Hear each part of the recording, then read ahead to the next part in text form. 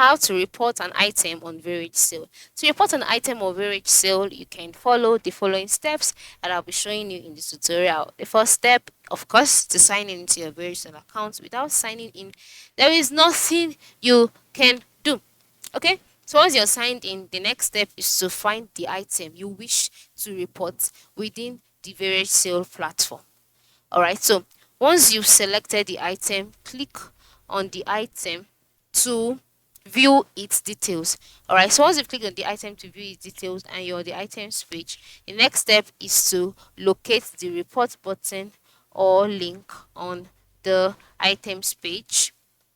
Now, to locate the report button, just move to the top right corner of the screen and click on the three horizontal dots. Once you see it, you can see the option report item. Just click on it, and then you'll be asked, reporting this item will notify period, whatever. Are you sure? Click on report item, and once you click on it, you'll be asked to choose a reason. Select the reason, confirm your report, and then it will be sent to Varagesale's moderation team for review. So this is how it works. This is how you can report an item on Varagesale.